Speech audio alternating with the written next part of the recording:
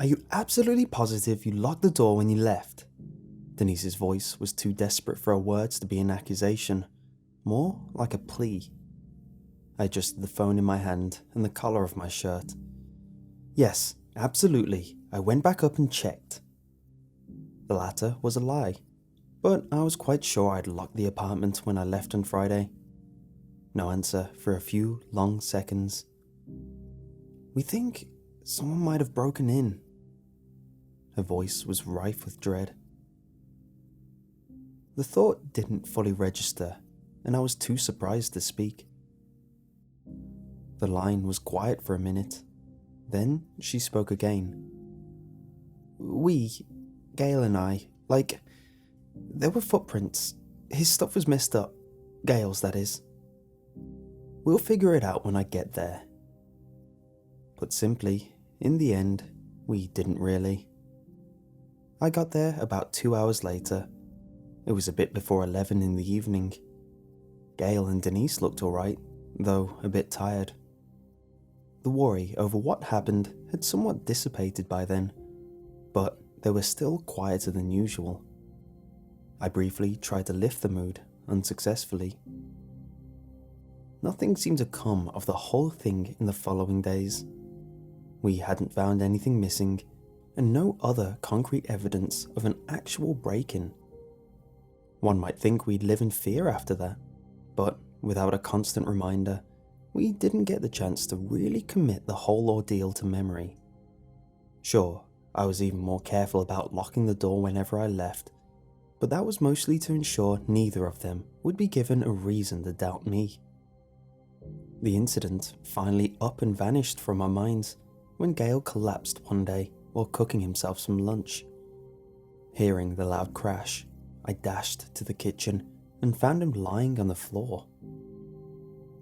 Rushing to Gail's side took me 2, maybe 3 seconds, but my mind still seemed to have time to tumble through a half-dozen thoughts.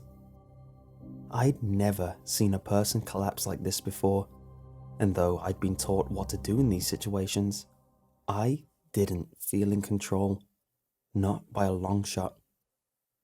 It was my own voice, shouting Gail's name, which blew back the fog machine's work on my mind. Gail! I sounded calmer than I'd anticipated. Gail, what's wrong? I was about to gently smack his face when he blinked and looked at me. Did I collapse? He asked. I nodded. Are you okay, man? You scared the hell out of me. I don't know. I don't feel weird or anything. He rechecks his explanation by pondering for a short while, considering whether or not he really is okay. I offered him my hand and picked him up. I was relieved to see he could still stand. It took him a good long second to start laughing. Gail had a weird, and what I think is childish, tendency to find serious stuff that somehow ended alright funny. His unwavering optimism would come, sometimes dangerously close to naivety, but in the moment, it was infectious. I laughed nervously. Man, the exams aren't even starting and you're already passing out on me. Then I added, the weight of concern dropping my voice about half an octave. You should really head to bed and kick back. I was preaching to the choir though. It was already in his half of our room, climbing into bed. He chuckled slightly and said yes, apparently feeling the need to belay my fears. His success was limited. He'd forgotten to stop the water, which ran through the leaves of a head of lettuce. I closed the tap and stared at the few brown roots, stretched like veins, reaching for the sinkhole. I started to worry about Gail. People don't just collapse, right? This question was the seed, and growing from it was a stem of possible reasons. Gail had just returned from a trip to Africa, where he'd spend a whole month working part-time at a laboratory. He got the relevant shots before going down there, but what if it was something else? A couple of years ago, in high school, we were privy to a slideshow of downright nightmarish afflictions one could pick up in Africa. I remember one called river blindness most vividly. A parasite worm that lives, feeds, and breeds inside your eyes. Apart from that wonderful nugget, my knowledge of diseases indigenous to Africa was very limited. My ignorance was anything but bliss. Rather, it was simply negative space to fill with terrifying possibilities. Gale woke up a couple of hours later with eyes as glassy as marbles. He was sick. I brought him a glass of water and pelted him with questions about what could have caused it. He didn't mind me asking, but he didn't seem to have any idea about the origin of his sudden illness either. On Friday, I decided to stay with him over the weekend to make sure he's alright. We usually went back home at the end of the week, since it was a 2 hours drive home. That was the day his fever peaked. "Man, I could feed you brownie batter and it'd cook by the time it got to your stomach," was my answer when he announced his temperature. That night, I stayed up late doing homework, when Gale decided it was time to scare my very soul straight out of me by talking in his sleep. He did that sometimes, and it's usually most akin to listening to Gale's side of a telephone conversation with his mother. Without exception, I'd forgotten everything he'd ever said in his sleep up to that point. After endangering the cleanliness of my underwear, he took a pause, drawing air slowly and calmly again. I chuckled to myself and rolled my eyes slightly. He and Dennis would surely find the story hilarious in the morning. Then he spoke up again. The pitch of his voice was higher and he mumbled quickly. He sounded like he was resisting something. Hearing it made me uneasy. It was like watching a typical bullying scene from a movie. The sound lagging behind or staying just ahead of the picture. In that tender state of mind, which seems to result from staying awake past one's bedtime, I felt disturbed. To my utter relief, his fever fell a bit the following day. This was reason enough for me to convince him to let me take him to the doctor. Our best bet was the hospital, but neither of us had a car, so we had to take the bus. After an hour of being crammed in a sweaty bus, whose driver had decided that the summer had ended and air conditioning was no longer needed in spite of the blazing heat outside, we had to wait another 30 minutes before he could go in. The trip back was even less fun, especially because of the dissatisfying "it's probably nothing" Gale had gotten as his diagnosis. His fever was back, eyes bloodshot and glossy, and he even had to lean on me for support as we returned home. I felt tired walking back from the station. That was the first time I saw a certain white van parked outside of our apartment block. That same van, recognizable by a red eye logo of some sort, found a different parking spot in our street every single day from then on.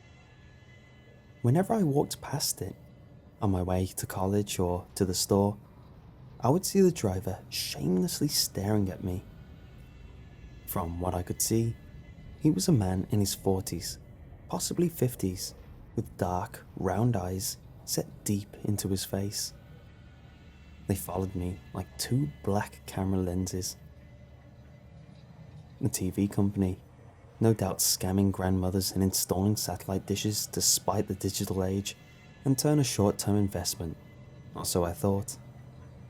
I took it up with Denise, who said at first that she hadn't noticed. She came back to me, totally creeped out later that same day, saying she had seen the van and the guy.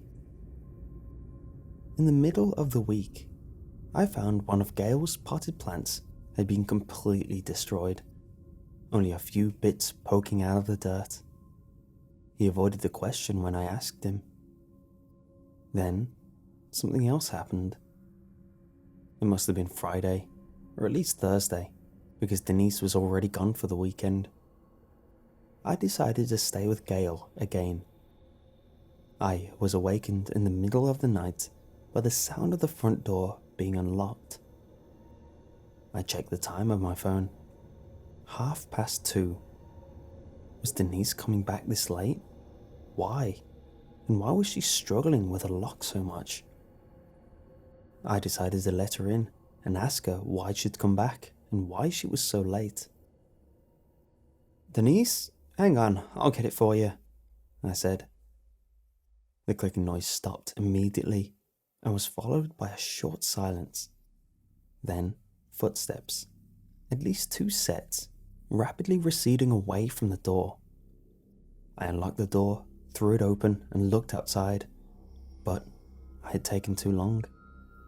The culprits were already behind the corner and stomping down the stairs at full speed. I considered giving chase, but decided against it. There were at least 2 after all, and I was in my underwear. Instead, I immediately took my phone and called the police. Another first for me. All of these things were happening within 2 weeks. What the hell was going on? With that taken into account, I think I did a decent job keeping my calm on the phone. They told me that they'd send someone over, and I thanked them before setting the phone down. "What's going on?" came Gail's weak voice from beyond the door.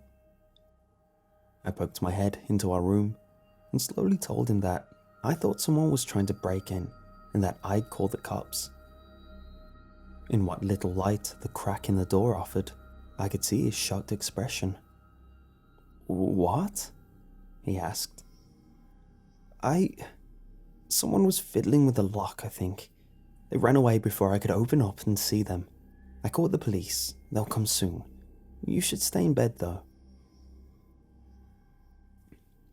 Gail seemed to disagree, but was unable to get out of bed anyway. He looked terrible, as pale as a snowman, wrapped in blankets to stop his shivering. He was sweating like a snowman too, by the looks of it. His hair clung to his forehead in wet ribbons, and I could see the occasional sparkle of droplets of perspiration on his face. The policeman took about 30 minutes, all of which I spent pacing between the hallway and kitchen, checking the entrance and the window. By the time he arrived, much of my energy, supplemented by the adrenaline rush, was gone. I got worried that I'd just dreamed the whole thing up. The embarrassing thought crept into my mind just as I was explaining what happened. When I finished, he asked me a few things. Then we went through it again.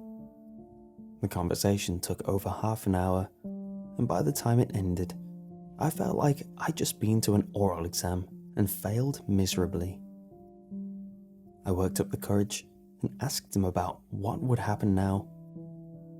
He took a second before answering, choosing his words, I think, to put my mind at ease.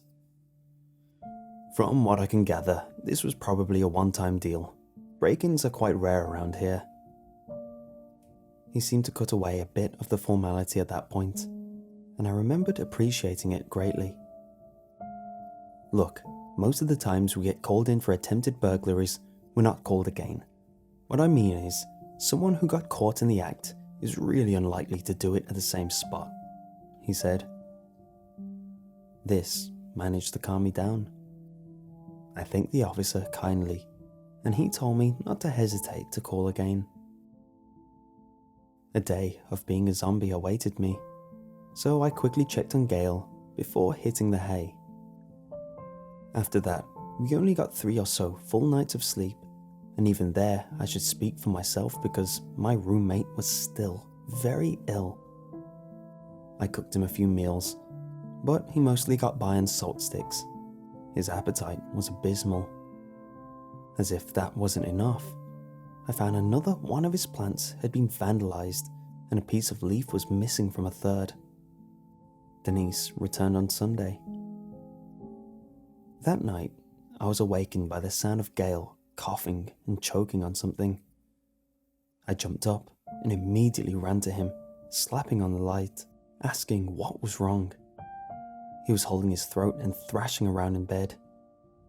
He freed himself from the blanket and fell on the floor. "Gail! Damn, what's going on?" No answer, and the coughing noises stopped. I pulled him up by the waist using both of my arms. He doesn't resist, but he's not helping either. I managed to get him to stand, bent over. I hit him on the back 5 times. Nothing. "Denise, help!" I cry at the top of my lungs. I started with the abdominal thrusts. There's a small noise in his throat each time I pushed. Denise came rushing into the room. "Oh my God," she cried, but I cut her off. "Call 911, he's choking." Denise stood there in a daze for a second, hand over her mouth. She stared at Gail, hanging limply from my arms. "Now, Denise!"